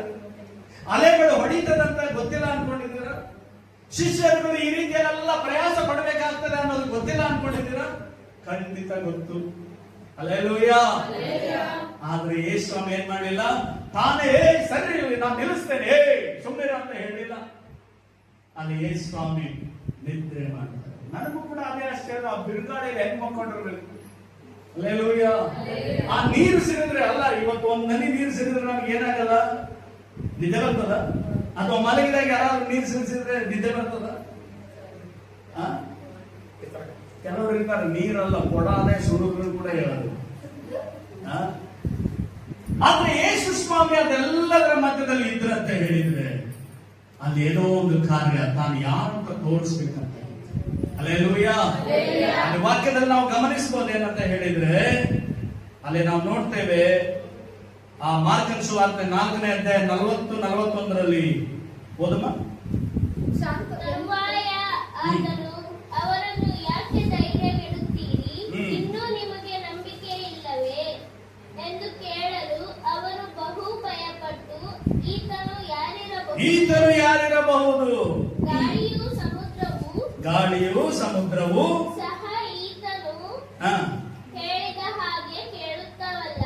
ಗಾಳಿಯು ಸಮುದ್ರವು ಸಹ ಈತನು ಹೇಳಿದ ಹಾಗೆ ಕೇಳುತ್ತವಲ್ಲ. ಹಲ್ಲೆಲೂಯಾ. ಅಂದ್ರೆ ದೇವರ ವಾಕ್ಯದಲ್ಲಿ ಇಲ್ಲಿ ನಾವು ಏನ್ ಕೇಳಿಸ್ಕೊಳ್ತಾ ಇದ್ದೀವಿ ಅಂತ ಹೇಳಿದ್ರೆ, ಅವರು ಸರ್ವಶಕ್ತನಾದಂತ ದೇವರನ್ನ ತಮ್ಮ ಜೊತೆ ಇದ್ದಾರೆ ಅನ್ನೋದನ್ನೇ ಅವರು ಮರೆತು ಬಿಟ್ಟಿದ್ರು. ಹಲ್ಲೆಲೂಯಾ. ಮಾತ್ರವಲ್ಲ, ಈಗ ಯೇಸು ಸ್ವಾಮಿ ಆ ಸಮುದ್ರವನ್ನ ಬಿರುಗಾಳಿಯನ್ನ ಶಾಂತಪಡಿಸಿದಾಗ ಅವ್ರು ಏನ್ ಅನ್ಕೊಂತ ಇದ್ದಾರೆ ನೋಡ್ರಿ, ಈತನು ಯಾರಿರಬಹುದು? ಹಲ್ಲೆಲೂಯಾ. ಅದಕ್ಕಿಂತ ಮುಂಚೆ ಅವ್ರಿಗೆ ಕೇಳ್ತಾರೆ, ನಿಮಗೆ ನಂಬಿಕೆ ಇಲ್ವಾ? 5 ರೊಟ್ಟಿ 2 ಮೀನು ತಿಂದಿದ್ದು, 5,000 ಜನ ಊಟ ಮಾಡಿ 12 ಬುಟ್ಟಿ ತುಂಬಿಕೊಂಡು ಹೋಗಿದ್ದು ಮರೆತು ಬಿಟ್ರ? ಅಂದ್ರೆ ದೇವರ ಮಕ್ಕಳೇ, ಅನೇಕ ವೇಳೆ ನಮ್ಮ ಜೀವಿತಗಳಲ್ಲಿ ಏನಂತ ಹೇಳಿದ್ರೆ, ದೇವರು ಎಷ್ಟೋ ಉಪಕಾರಗಳನ್ನು ಮಾಡಿರ್ತಾರೆ. ಆದ್ರೆ ಸೈತಾನನು ಅನೇಕ ಸಾರಿ ನಮ್ಮ ಕಣ್ಣುಗಳಿಗೆ ಅಂಟನ್ನು ಬಳಬಿಟ್ಟು ನಮ್ಮನ್ನ ಅದನ್ನ ಯಾವುದನ್ನು ಗಮನಿಸದ ಹಾಗೆ ಬರೀ ಜೀವನದ ಕೊರತೆಗಳನ್ನೇ ನೋಡುವಂತೆ ನಮ್ಮನ್ನ ಏನ್ ಮಾಡ್ತಿರ್ತಾನೆ, ಪ್ರೇರೇಪಿಸ್ತಾ ಇರ್ತಾನೆ, ಕಿವಿ ಊದ್ತಾ ಇರ್ತಾನೆ, ಬೇರೆಯವರಿಂದಲೂ ಕಿವಿ ಊದಿಸ್ತಾ ಇರ್ತಾನೆ. ಹಾಗಾದ್ರೆ ನಾವು ಯಾರ ಸ್ವರವನ್ನ ಕೇಳಬೇಕು? ನಾವು ದೇವರ ಸ್ವರ ಕೇಳುವುದಕ್ಕೆ ನಮ್ಮ ಕಿವಿಗಳನ್ನ ಸಿದ್ಧ ಮಾಡಿಕೊಡ್ಬೇಕು. ಹಲ್ಲೆಲೂಯಾ. ಯಾಕಂತ ಹೇಳಿದ್ರೆ ಲೋಕದಲ್ಲಿ ಬಹಳ ಜನ ಆ ನಿಮಿತ್ತವಾಗಿನೇ ದೇವರಿಂದ ಹೊಂದಿಕೊಳ್ಳಬೇಕಾದ ಆಶೀರ್ವಾದವನ್ನು ಹೊಂದುವುದರಲ್ಲಿ ಅವ್ರು ಏನಾಗ್ತಾ ಇದ್ದಾರೆ, ತಪ್ಪಿ ಹೋಗ್ತಾ ಇದ್ದಾರೆ ಅನ್ನೋದನ್ನ ನಾವು ಅರ್ಥ ಮಾಡಿಕೊಳ್ಬಹುದು. ಹಲ್ಲೆಲೂಯಾ. ಹಲ್ಲೆಲೂಯಾ. ಒಂದು ವಾಕ್ಯವನ್ನ ನಾವು ಈ ಸಮಯದಲ್ಲಿ ಓದೋಣ. 107ನೇ ಕೀರ್ತನೆ ಎಲ್ಲರೂ ತಕ್ಕೊಳ್ರಿ. 107ನೇ ಕೀರ್ತನೆ ಎಲ್ಲರೂ ತಕ್ಕೊಳ್ರಿ. ಒಟ್ಟಾಗಿ ಒಂದು ಕೀರ್ತನೆ ಓದೋಣ. ಅದು ನಮ್ಮೆಲ್ಲರಿಗೂ ಒಂದು ಆಶೀರ್ವಾದವಾಗಿರ್ತದೆ ಅಂತ ನಾನು ನೆನೆಸ್ತೇನೆ. 107ನೇ ಕೀರ್ತನೆ ಅದರಲ್ಲಿ 23ನೇ ವಾಕ್ಯದಿಂದ 32ರವರೆಗೆ ನನ್ನ ಜೊತೆ ಸೇರಿ ಈಗ ನನ್ನ ಜೊತೆಯಲ್ಲಿ ಓದಬೇಕು. ಓಕೆ. ಹಡಗು ಹತ್ತಿ ಸಮುದ್ರ ಪ್ರಯಾಣ ಮಾಡುತ್ತಾ ಮಹಾಜಲರಾಶಿಯಲ್ಲಿ ತಮ್ಮ ಉದ್ಯೋಗವನ್ನು ನಡೆಸುವವರು ಯೆಹೋವನ ಮಹತ್ಕಾರ್ಯಗಳನ್ನು, ಅಗಾಧ ಜಲದಲ್ಲಿ ಆತನ ಅದ್ಭುತಗಳನ್ನು ನೋಡುತ್ತಾರೆ. ಆತನು ಅಪ್ಪಣೆ ಕೊಡಲು ಬಿರುಗಾಳಿಯುಂಟಾಗಿ ಅದರಲ್ಲಿ ತೆರೆಗಳನ್ನು ಎಬ್ಬಿಸಿತು. ಅವರು ಆಕಾಶಕ್ಕೆ ಏರುತ್ತಲೂ ಅಗಾಧಕ್ಕೆ ಇಳಿಯುತ್ತಲೂ ಕಂಗೆಟ್ಟು ಕರಗಿ ಹೋದರು. ಅವರು ದಿಕ್ಕು ತೋರದವರಾಗಿ ಸುತ್ತುತ್ತಾ ಕುಡಿಕರಂತೆ ಬೈದಾಡುತ್ತಿದ್ದರು. ಅವರು ತಮ್ಮ ಇಕ್ಕಟ್ಟಿನಲ್ಲಿ ಯೆಹೋವನಿಗೆ ಮೊರೆಯಿಡಲು ಆತನು ಅವರನ್ನು ಕಷ್ಟದಿಂದ ಹೊರತಂದನು. ಆತನು ಬಿರುಗಾಳಿಯನ್ನು ಶಾಂತಪಡಿಸಿದನು, ತೆರೆಗಳು ನಿಂತವು. ಆಗ ಹಡಗಿನವರು ಸಮುದ್ರವು ಶಾಂತವಾದ್ದರಿಂದ ಸಂತೋಷಪಟ್ಟರು. ಅವರು ಮುಟ್ಟಬೇಕಾದ ರೇವಿಗೆ ಆತನು ಅವರನ್ನು ಸೇರಿಸಿದನು. ಅವರು ಯೆಹೋವನ ಕೃಪೆಗೋಸ್ಕರವು, ಆತನು ಮಾನವರಿಗಾಗಿ ನಡೆಸಿದ ಅದ್ಭುತಗಳಿಗೋಸ್ಕರವು ಆತನನ್ನು ಕೊಂಡಾಡಲಿ.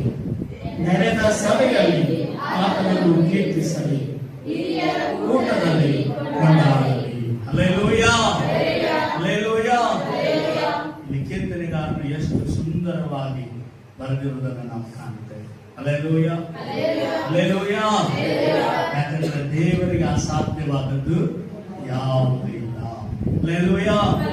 ದೇವರ ಮಕ್ಕಳಾದ ನಮ್ಮ ಜೀವಿತದಲ್ಲಿ ದೇವರಿಗೆ ಅಸಾಧ್ಯ ಯಾವುದೂ ಇಲ್ಲ ಅನ್ನೋದನ್ನ ನಾವು ದೃಢವಾಗಿ ನಂಬಬೇಕು. ಅಲ್ಲ, ನಾವು ಹಾಡ್ತೇವೆ, ಸಾಧ್ಯವು ಎಲ್ಲ ಸಾಧ್ಯವು ನಿನ್ನಿಂದ ಎಲ್ಲ ಸಾಧ್ಯ, ಅಸಾಧ್ಯವು ಒಂದು ಇಲ್ಲ, ನಿನ್ನಿಂದ ಸಾಧ್ಯವು ಒಂದು ಇಲ್ಲ.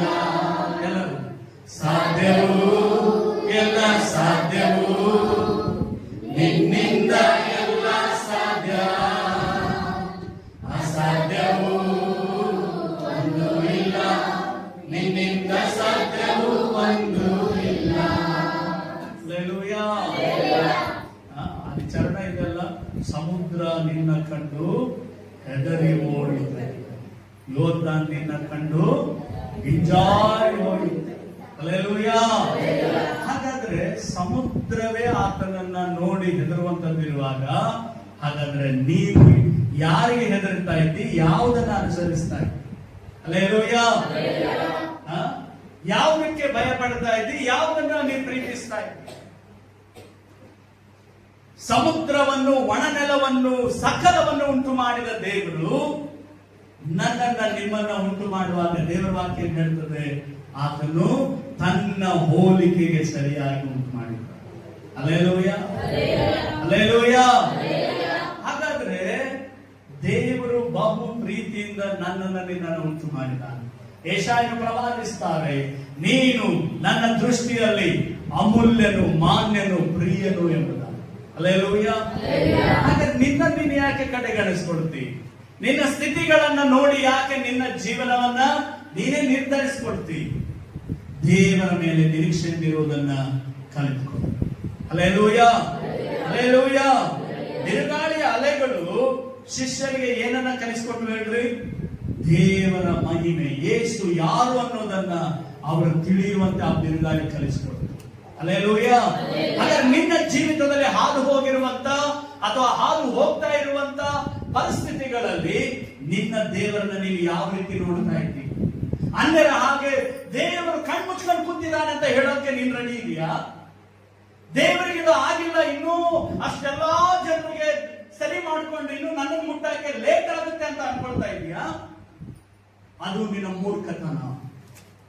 ನಿನ್ನನ್ನ ಆರಿಸಿಕೊಂಡಿರುವ ದೇವರು ಆತನು ಕೈಲಾಗದ ಮನುಷ್ಯನಲ್ಲ, ಆತನು ಸರ್ವಶಕ್ತನಾದ ದೇವರು. ಸರ್ವಶಕ್ತನಾದ ದೇವರು ಎಲ್ಲಾ ಸಮಯಗಳಲ್ಲಿ ಅಸಾಧ್ಯವಾದದ್ದನ್ನು ಕೂಡ ಆತನು ಬೇಕಾದ ರೀತಿಯಲ್ಲಿ ಮಾಡಲಿಕ್ಕೆ ಸಾಧ್ಯ. ಹಲ್ಲೆಲೂಯಾ. ಆದ್ರಿಂದ ನಮ್ಮ ಪರಿಸ್ಥಿತಿಗಳಲ್ಲಿ ನಾವೇನಾಗ್ಬೇಕಂದ್ರೆ ಬಿರುಗಾಳಿಯನ್ನ ನೋಡೋದಕ್ಕಿಂತ ಬಿರುಗಾಳಿಯನ್ನೇ ಕಂಟ್ರೋಲ್ ನಲ್ಲಿ ಇಟ್ಕೊಂಡಿರುವಂತ, ಅದನ್ನ ಉಂಟು ಮಾಡಿ ತನಗೆ ಬೇಕಾದ ಹಾಗೆ ಮಾಡ್ಲಿಕ್ಕಿರುವಂತ ದೇವರ ಮೇಲೆ ನಮ್ಮ ಭರವಸೆಯನ್ನ ದೃಢವಾಗಿ ಇಡುವುದನ್ನ ನಾವು ಕಲಿಬೇಕು. ಹಲ್ಲೆಲೂಯಾ. ಹಾಗಾದ್ರೆ ಶಿಷ್ಯರು ಕಂಡ ಬಿರುಗಾಳಿ ಏನನ್ನ ಅವರು ಅರಿಯುವಂತೆ ಮಾಡ್ತು? ಏನನ್ನ ಅರಿಯುವಂತೆ ಮಾಡ್ತಾ ಹೇಳ್ರಿ? ದೇವರ ಮಹಿಮೆಯನ್ನ, ಯೇಸು ಯಾರು ಅನ್ನೋದನ್ನ ಅವರು ತಿಳಿಯುವಂತೆ ಮಾಡಿ. ಹಲ್ಲೆಲೂಯಾ. ಹಾಗಾದ್ರೆ ಇನ್ನೊಂದು ಬಿರುಗಾಳಿಯನ್ನ ನಾವು ನೋಡೋಣ. ಹಲ್ಲೆಲೂಯಾ. ಓದನ ಒಂದು ವಾಕ್ಯನ ಯೋನನ ಪ್ರವಾದನ ಗ್ರಂಥ 1:4 ಓದ್ರಿ. ಬೇಗನೆ ಓದೋಣ. ಯೋನನ ಪುಸ್ತಕ, ಯೋನನ ಬರೆದ ಪ್ರವಾದನ ಗ್ರಂಥ 1ನೇ ಅಧ್ಯಾಯ 4ನೇ ವಾಕ್ಯ. ಬಳಿಕ ಯೆಹೋವನು ಬಿರುಗಾಳಿಯನ್ನು ಸಮುದ್ರದ ಮೇಲೆ ಬಲವಾಗಿ ಬೀಸಲು ಸಮುದ್ರದಲ್ಲಿ ದೊಡ್ಡ ತುಫಾನು ಎದ್ದು ಹಡಗು ಒಡೆದು ಹೋಗುವ ಹಾಗಾಯಿತು. ಆಗ ನಾವಿಕರು ಹೆದರಿ ತಮ್ಮ ತಮ್ಮ ದೇವರುಗಳಿಗೆ ಮೊರೆಯಿಟ್ಟು ತಮ್ಮ ಕಷ್ಟವು ಕಡಿಮೆಯಾಗುವ ಹಾಗೆ ಹಡಗಿನ ಸಾಮಾನುಗಳನ್ನು ಸಮುದ್ರಕ್ಕೆ ಬೀಸಾಟು ಬಿಟ್ಟರು. ಇಷ್ಟರೊಳಗೆ ಯೋನನು ಹಡಗಿನ ಒಳಭಾಗಕ್ಕೆ ಇಳಿದು ಮಲಗಿಕೊಂಡಿದ್ದನು. Okay, hallelujah. ಈ ಘಟನೆಯನ್ನ ಓದುವಾಗ ನಮಗೆ ಅರ್ಥ ಆಗ್ತದೆ, ಯೋನನ ಜೀವಿತದಲ್ಲಿ ಕೂಡ ಬಿರುಗಾಳಿಯನ್ನು ಎದುರಿಸಬೇಕಾದಂತ ಒಂದು ಸಂದರ್ಭ ಬಂತು. ಹಲ್ಲೆಲೂಯಾ. ಕೇಳಿಸ್ಕೊಳ್ತಾ ಇದ್ದೀರಾ ಎಲ್ಲರೂ? ಲಕ್ಷ ಒಟ್ಟು ಕೇಳಿಸ್ಕೊಳ್ರಿ, ನನ್ನ ಕಣ್ಬಿಟ್ಟು ನೋಡ್ರಿ ಸ್ವಲ್ಪ. ಹಲ್ಲೆಲೂಯಾ. ಯೋನನು ಕೂಡ ಬಿರುಗಾಳಿಯನ್ನು ನೋಡುವಂತ ಅವನ ಕಣ್ಣುಗಳು ನೋಡಬೇಕಾದ ಸಮಯ ಬಂತು. ಅದಕ್ಕೆ ಹೇಳಿದೆ, ನೀವು ಈಗ ನನ್ನನ್ನು ನೋಡ್ರಿ ಅಂತ. ಹಲ್ಲೆಲೂಯಾ. ಯಾಕಂದ್ರೆ ಇಲ್ಲಿ 4ನೇ ವಾಕ್ಯದಲ್ಲಿ ಹೇಳ್ತದೆ, ಬಳಿಕ ಯೆಹೋವನು ಬಿರುಗಾಳಿಯನ್ನು ಸಮುದ್ರದ ಮೇಲೆ ಬಲವಾಗಿ ಬೀಸಲು. ಹಲ್ಲೆಲೂಯಾ. ಕೆಲವು ಸಾರಿ ಬಿರುಗಾಳಿಯನ್ನು ಯಾರು ಕಳಿಸ್ತಾರೆ? ಯಾಕೆ ಧೈರ್ಯ ಹೇಳಕ್ ಧೈರ್ಯ ಇಲ್ಲ? ವಾಕ್ಯನ ಓದ್ತಾ ಇದ್ದೀರಲ್ಲ, ಅಲ್ಲಿ ಏನಂತ ಹೇಳ್ತದೆ? ಯೆಹೋವನು ಬಿರುಗಾಳಿಯನ್ನು ಸಮುದ್ರದ ಮೇಲೆ ಬಲವಾಗಿ ಬೀಸಲು. ಹಲ್ಲೆಲೂಯಾ. ನೀನು ದಾರಿ ತಪ್ಪಿ ಹೊರಟ್ರೆ ದೇವರಿಂದ ಕಳಿಸಲ್ಪಟ್ಟ ಬಿರುಗಾಳಿ ನಿನ್ನನ್ನು ಸರಿ ಮಾಡಕ್ ಬರುತ್ತೆ. ಹಲ್ಲೆಲೂಯಾ. ನೀನು ನಿಯಮದ ಪ್ರಕಾರ ದಾರಿಯಲ್ಲಿ ಓಡದೆ ಇದ್ರೆ ಆ ಬಿರುಗಾಳಿ ನಿನ್ನ ಬಳಿಗೆ ಬರುತ್ತೆ. ಹಲ್ಲೆಲೂಯಾ. ಯೋನನು ಯಾರಿಲ್ಲಿ? ಅವನು ಒಬ್ಬ ದೇವರ ಪ್ರವಾದಿ. ದೇವರ ಪ್ರವಾದಿ ಅಂದ್ರೆ ಏನು? ದೇವರ ಹೇಳಿದ ಮಾತನ್ನ ಕೇಳಿ ದೇವರು ಯಾರಿಗೆ ಹೋಗಿ ಹೇಳು ಅಂತಾರೋ ಅವರಿಗೆ ಹೇಳಬೇಕಾದ ವ್ಯಕ್ತಿ. ಹಲ್ಲೆಲೂಯಾ. ಈ ಯೋನನು ಈಗ ಆತನ ಕುರಿತಾಗಿ ವಾಕ್ಯ ಹೇಳ್ತದೆ, ಏನ್ ಮಾಡಿದಂತೆ ಅವನು ದೋಣಿಯನ್ನ ಹತ್ತಿಬಿಟ್ಟಿದ್ದಾನೆ. ಯಾರು? ಯೋನನು. ಆದ್ರೆ ದೋಣಿಯನ್ನ ಹತ್ತಿದಾಗ, ಹಡಗನ್ನ ಹತ್ತಿದಾಗ ಅಲ್ಲಿ ದೇವರು ಏನ್ ಮಾಡ್ತಾ ಇದ್ರೆ, ಆ ಸಮುದ್ರದ ಮೇಲೆ ಬಿರುಗಾಳಿ, ಅದು ಎಂತ ಬಿರುಗಾಳಿ? ಬಲವಾದ ಬಿರುಗಾಳಿಯನ್ನ ಬೀಸಲಿಕ್ಕೆ ದೇವರ ಅಪ್ಪಣೆ ಕೊಡ್ತಾ ಇದ್ದ. ಹಲ್ಲೆಲೂಯಾ. ಹಾಗಾದ್ರೆ ನಮ್ಮ ಜೀವಿತದ ಪ್ರತಿ ಹಾದಿಗಳಲ್ಲಿ ನಾವು ಕ್ರಮಪಡಿಸಿಕೊಂಡು ನಡಿಬೇಕಾದ ಬಹಳ ಪ್ರಾಮುಖ್ಯ. ಹಲ್ಲೆಲೂಯಾ. ನಾವು ದೇವರ ಮಕ್ಕಳಾಗಿದ್ದೇವೆ, ದೇವರಿಂದ ಆರಿಸಿಕೊಳ್ಳಲ್ಪಟ್ಟವರಾಗಿದ್ದೇವೆ. ನಾವು ಸಂಕಟದಲ್ಲಿರುವುದು, ವೇದನೆಗಳಲ್ಲಿರುವುದು, ಅವಮಾನದಲ್ಲಿರುವುದು ದೇವರಿಗೆ ಏನಾಗಲ್ಲ, ಇಷ್ಟ ಆಗೋದಿಲ್ಲ. ಹಲ್ಲೆಲೂಯಾ. ಹಾಗಾದ್ರೆ ನಾವು ಸಂತೋಷವಾಗಿ, ಸಮಾಧಾನವಾಗಿ, ಆಶೀರ್ವಾದವಾಗಿರಬೇಕೆಂಬುದಾಗಿ ಬಯಸುವ ದೇವರು ಹಾಗಾದ್ರೆ ಯಾಕೆ ನಮ್ಮನ್ನ ಆ ಸ್ಥಿತಿಗಳಲ್ಲಿ ಹಾದು ಹೋಗ್ಲಿಕ್ಕೆ ಬಿಡ್ತಾರೆ? ಈಗ ದೇವರ ಮಾತನ್ನೇ ಜನರಿಗೆ ಹೇಳಬೇಕಾದ ಪ್ರವಾದಿ ಇಲ್ಲಿ ಇವರು ಏನ್ ಮಾಡ್ತಾ ಇದ್ದಾರೆ ಅಂತ ಹೇಳಿದ್ರೆ, ಯೋನ ಪ್ರವಾದಿ. ದೇವರು ಹೇಳಿದ್ರು, ನೀನೇನ್ ಮಾಡಪ್ಪ, ನಿನವೆಗೆ ಹೋಗು, ಅಲ್ಲಿರುವಂತ ಜನರಿಗೆ ಹೋಗಿ ನೀನು ನಾನು ಹೇಳಿದ ಮಾತನ್ನು ಹೇಳು. ಆದ್ರೆ ಇವನೇನ್ ಮಾಡಿದ? ತಾರ್ಷೀಷ್ ಅನ್ನುವಂತ ಪಟ್ಟಣಕ್ಕೆ ಹೋಗುವಂತ ಹಡಗನ್ನ ಹತ್ತಿ ಅವನು ಹಡಗಿನ ಕೆಳಭಾಗದಲ್ಲಿ ಹೋಗಿ ಮಲಕೊಂಡ್ಬಿಟ್ಟಂತೆ. ಹಲ್ಲೆಲೂಯಾ. ಆದ್ರೆ ದೇವರು ಬಿರುಗಾಳಿಯನ್ನ, ಅಲ್ಲಿ ಬಲವಾದ ಬಿರುಗಾಳಿಯನ್ನ ಬರಮಾಡಿದಾಗ ಆ ದೋಣಿಯ ನಾವಿಕರು, ದೋಣಿಯನ್ನ ನಡೆಸ್ತಕ್ಕಂಥವ್ರು ಏನ್ ಮಾಡ್ತಾ ಇದ್ದಾರೆ? ದೋಣಿಯಲ್ಲಿರುವಂತಹ ಭಾರವಾದ ವಸ್ತುಗಳನ್ನೆಲ್ಲ ತೆಗೆದು ನೀರಲ್ಲಿ ಹಾಕ್ತಾ ಇದ್ದಾರೆ, ತಾವು ಬದುಕಬೇಕಂತ ಹೇಳಿ. ಅಲ್ಲಿ ಮುಂದೆ ವಾಕ್ಯ ಹೇಳ್ತದೆ ಏನಂತ ಹೇಳಿದ್ರೆ, ದೊಡ್ಡ ತೂಫಾನು ಎದ್ದು ಹಡಗು ಒಡೆದು ಹೋಗುವ ಹಾಗಾಯ್ತು. ಹಲ್ಲೆಲೂಯಾ. ಹಡಗೆ ಒಡೆದು ಹೋಗುವಷ್ಟರ ಮಟ್ಟಿಗೆ ಅಲ್ಲಿ ಆ ತೂಫಾನು ಎದ್ದಿತ್ತು ಎಂಬುದಾಗಿ ದೇವರ ವಾಕ್ಯದಲ್ಲಿ ನಾವು ನೋಡ್ತೇವೆ. 13 ಏನ್ ಹೇಳ್ತದೆ? ನಾವಿಕರು ಒಪ್ಪದೆ ದಡಕ್ಕೆ ಹಿಂದಿರುಗಬೇಕೆಂದು ಹುಟ್ಟು ಹಾಕುತ್ತಾ ಬಂದರೂ ಸೇರಲು ಆಗಲಿಲ್ಲ. ಹಲ್ಲೆಲೂಯಾ. ಈಗ ಅವ್ರು ಏನ್ ಮಾಡ್ತಾ ಇದ್ದಾರೆ? ಹಡಗು ಒಡೆದು ಹೋಗುವಷ್ಟರ ಮಟ್ಟಿಗೆ ತೂಫಾನು ಎದ್ದದೆ, ಬಿರುಗಾಳಿ ಎದ್ದದೆ. ಆಗ ಆ ಹಡಗನ್ನ ನಡೆಸ್ತಕ್ಕಂಥವ್ರು ಏನ್ ಯೋಚನೆ ಮಾಡ್ತಾ ಇದ್ದಾರೆ? ನಾವು ಹೇಗೂ ಇಲ್ಲಿವರೆಗೆ ಬಂದಿದ್ದೀವಲ್ಲ, ಜೀವ ಉಳಿಸ್ಕೊಂಡ್ರೆ ಸಾಕು, ಈಗ ಹಿಂತಿರುಗಿ ನಾವು ಹೋಗೋಣ, ಅದರ ದಿಕ್ಕನ್ನ ಬದಲಿಸಲಿಕ್ಕೆ ಯೋಚನೆ ಮಾಡ್ತಾ ಇದ್ದಾರೆ. ಅದ್ರ ವಾಕ್ಯ ಹೇಳುತ್ತೆ ಆಗಲಿಲ್ಲ. ಹಲ್ಲೆಲೂಯಾ. ಅನೇಕ ವೇಳೆ ಬಿರುಗಾಳಿ ಅಂತ ಪರಿಸ್ಥಿತಿಗಳು, ಬಿರುಗಾಳಿ ಅನ್ನುವಾಗ ನೀವು ಅರ್ಥ ಮಾಡಿಕೊಳ್ಬೇಕು, ನೀವು ಮಾಡಿದ ತಪ್ಪು ನಿರ್ಧಾರನೋ ಅಥವಾ ನಿಮ್ಮ ಜೀವಿತದಲ್ಲಿ ಬಂದಂತ ಯಾವುದೋ ಕಹಿಯಾದಂತ ಘಟನೆಗಳು, ವಿರೋಧಗಳು, ಅಥವಾ ನಿಮ್ಮ ಜೀವಿತದಲ್ಲಿ ನಿಮ್ಮ ತಪ್ಪಾದ ಆಯ್ಕೆಗಳು, ತಪ್ಪಾದ ಸ್ನೇಹಿತರು, ಅಥವಾ ಯಾವುದೇ ದೇವರಿಂದ ನಿಮ್ಮನ್ನ ಅಗಲಿಸ್ತಾ ನಿಮ್ಮನ್ನ ನಿಂದೆಗೆ, ಸಮಾಧಾನವಿಲ್ಲದ ಸ್ಥಿತಿಗೆ ತಂದಿರುವಂತ ಯಾವುದೇ ಒಂದು ಪರಿಸ್ಥಿತಿ. ಹಾಗಿರುವಾಗ ಯೋನನಿದ್ದಂತ ಹಡಗಿನ ನಾವಿಕರು ಕೂಡ ದಿಕ್ಕನ್ನು ಬದಲಿಸುವುದಕ್ಕೆ ಪ್ರಯತ್ನಿಸಿದಂತೆ ನೀವು ಕೂಡ ಅದನ್ನು ತಪ್ಪಿಸ್ಕೊಳ್ಳೋಕೆ ಏನೆಲ್ಲ ಪ್ರಯತ್ನಿಸ್ತಾ ಇರ್ಬೋದು. ಅದ್ರ ವಾಕ್ಯ ಹೇಳುತ್ತೆ, ಅವರು ಪ್ರಯತ್ನಿಸಿದ್ರು ಏನಾಗ್ಲಿಲ್ಲ, ಅವರಿಂದ ಆಗಲಿಲ್ಲ. ಹಲ್ಲೆಲೂಯಾ. ಇನ್ನದರಲ್ಲಿ 12ನೇ ವಾಕ್ಯದಲ್ಲಿ ಏನ್ ಹೇಳ್ತದೆ? ಅಲ್ಲಿ ಮೇಲೆ 1:12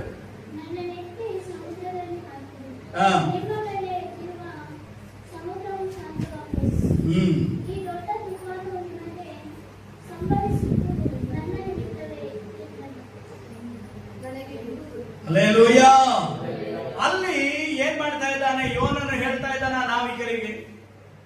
ಅವರೆಲ್ಲ ಸೇರಿ ಏನ್ ಮಾಡಿದ್ರು, ದೇವರಿಗೆ ಬೇಡ್ಕೊಂಡ್ರು, ಏನೆಲ್ಲ ಆದ್ರೂ ಕೂಡ ಕೊನೆಗೆ ಏನ್ ಮಾಡಿದ್ರು, ಒಂದು ಚೀಟ್ ಹಾಕಿದ್ರು. ಇದಕ್ಕೆ ಕಾರಣ ಯಾರು? ಆ ಚೀಟ್ ಯಾರಿಗೆ ಬಂತು? ಯೋನನಿಗೆ ಬಂತು.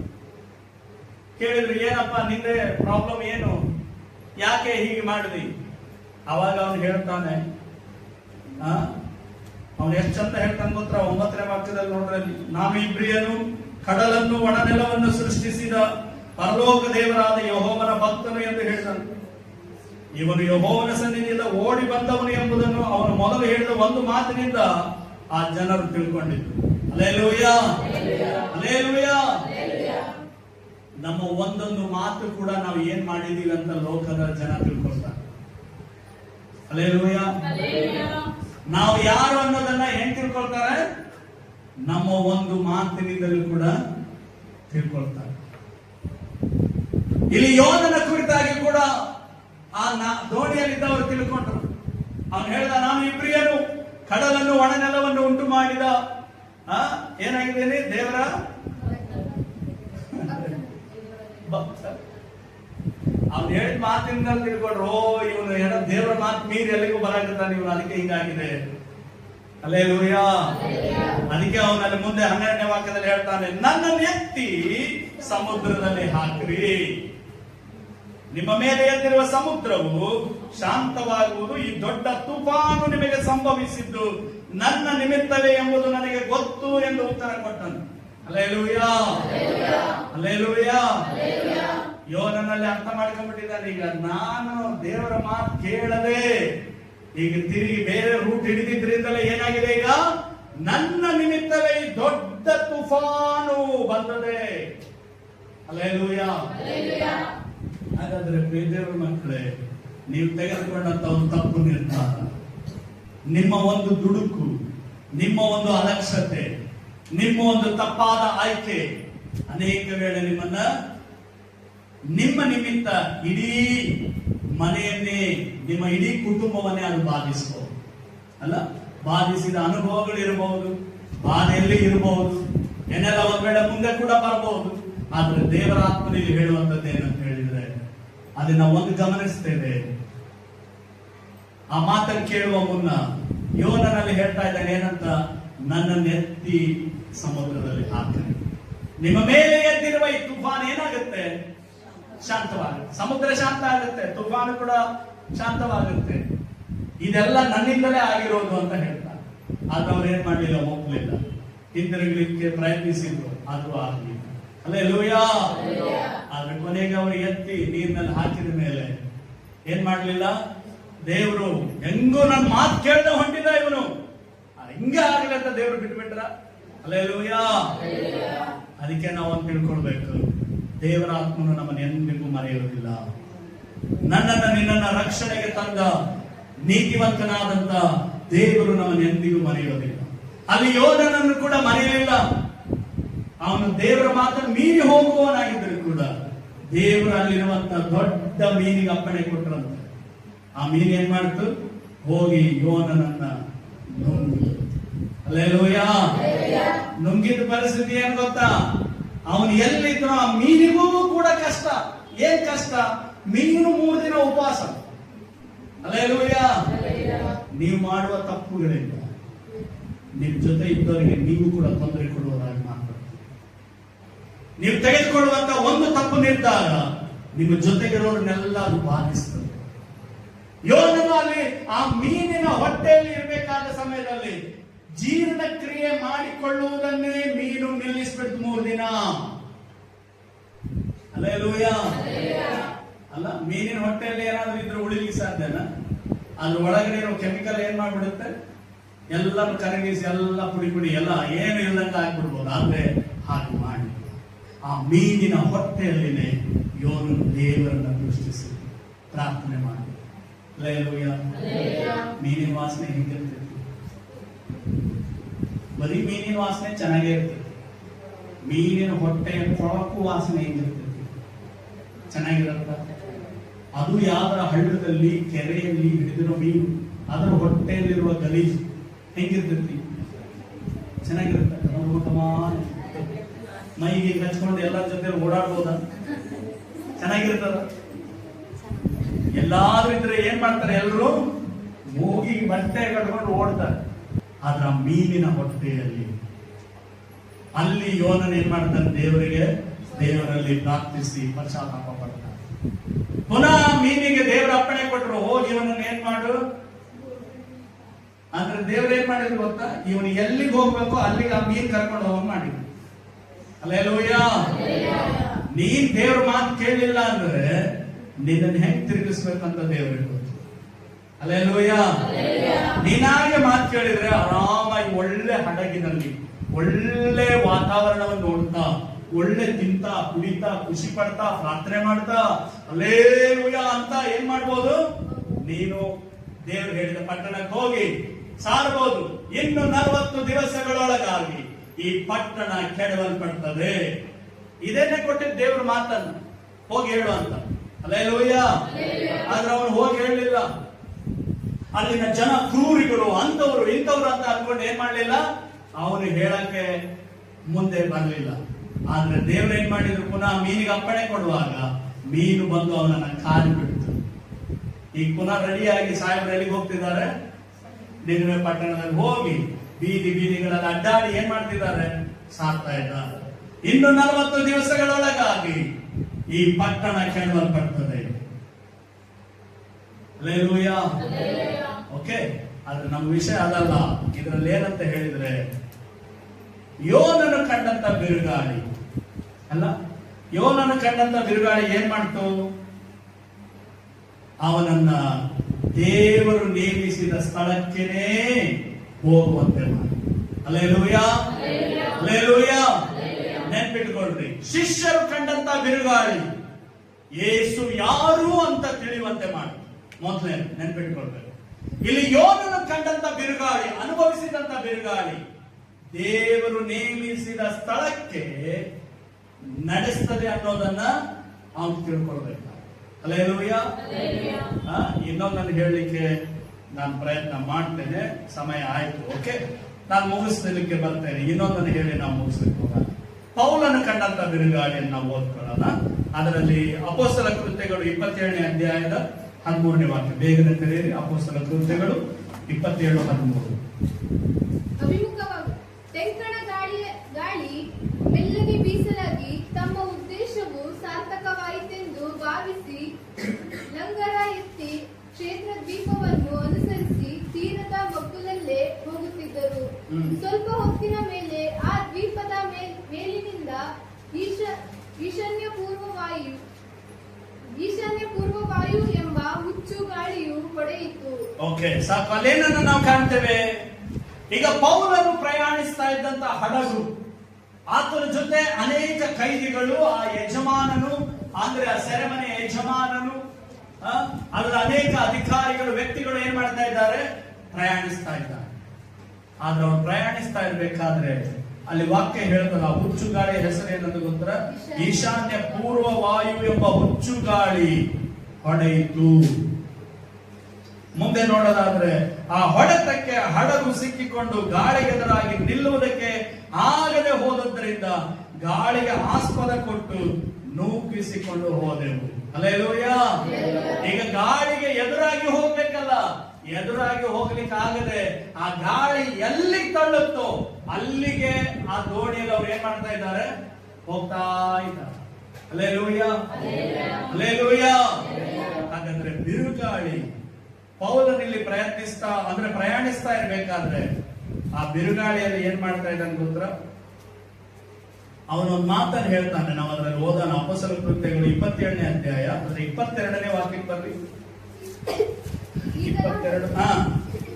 ಈಗಲಾದರೂ ನೀವು ಧೈರ್ಯದಿಂದಿರಬೇಕೆಂದು ನಿಮಗೆ ಬುದ್ಧಿ ಹೇಳುತ್ತೇನೆ. ಹಾ. ಹಡಗು ನಷ್ಟವಾಗದೆ ಹೊರತು ನಿಮ್ಮಲ್ಲಿ ಒಬ್ಬರಿಗೂ ಪ್ರಾಣ ನಷ್ಟವಾಗುವುದಿಲ್ಲ. Okay, hallelujah. ಅಲ್ಲಿ ಏನಂತ ಪೌಲನ ಅರಿಕೆ ಮಾಡ್ತಾ ಇದ್ದಾನೆ ಅಂತ ಹೇಳಿದ್ರೆ, ಈಗಲಾದರೂ ನೀವು ಧೈರ್ಯದಿಂದ ಇರಬೇಕೆಂದು ನಿಮಗೆ ಬುದ್ಧಿ ಹೇಳ್ತೇನೆ. ಹಡಗು ನಷ್ಟವಾಗುವುದೇ ಹೊರತು ನಿಮ್ಮಲ್ಲಿ ಒಬ್ಬರಿಗೂ ಪ್ರಾಣ ನಷ್ಟವಾಗುವುದಿಲ್ಲ. ಮುಂದೆ ನೋಡೋದಾದ್ರೆ, ನಾನು ಯಾರವನಾಗಿದ್ದೇನು, ಯಾರನ್ನು ಸೇವಿಸುತ್ತೇನು, ಆ ದೇವರಿಂದ ಬಂದ ಒಬ್ಬ ದೂತನು ಕಳೆದ ರಾತ್ರಿಯಲ್ಲಿ ನನ್ನ ಹತ್ತಿರ ನಿಂತು, ಪೌಲನೇ ಭಯಪಡಬೇಡ, ನೀನು ಚಕ್ರವರ್ತಿಯ ಮುಂದೆ ನಿಲ್ಲಬೇಕು. ಇದಲ್ಲದೆ ನಿನ್ನ ಸಂಗಡ ಈ ಹಡಗಿನಲ್ಲಿ ಪ್ರಯಾಣ ಮಾಡುವವರೆಲ್ಲರ ಪ್ರಾಣ ದೇವರು ಏನ್ ಮಾಡ್ತಾರಂತೆ, ನಿನ್ನ ಮೇಲನ ದಯೆಯಿಂದ ಉಳಿಸಿಕೊಟ್ಟಿದ್ದಾನೆಂದು ನನ್ನ ಸಂಗಡ ಹೇಳಿ. Hallelujah, hallelujah. ಹಾಗಾದ್ರೆ ಪೌಲನು ಬಿರುಗಾಳಿಯಲ್ಲಿ ಪ್ರಯಾಣಿಸ್ತಾ ಇದ್ದಾಗ ಅವಾಗಲೂ ಕೂಡ ಏನಾಯ್ತು? ಬಿರುಗಾಳಿ ಬಂತು, ಅಲೆಗಳು ಬಂತು. ಹಲ್ಲೆಲೂಯಾ. ಪೌಲನು ಯಾರು? ದೇವರ ಮಹಾಸೇವಕರು, ಅಪೋಸ್ತಲರು. ದೇವರಿಂದಲೇ ಅಪೋಸ್ತಲನೆಂಬುದಾಗಿ ಅಭಿಷೇಕಿಸಲ್ಪಟ್ಟವರು.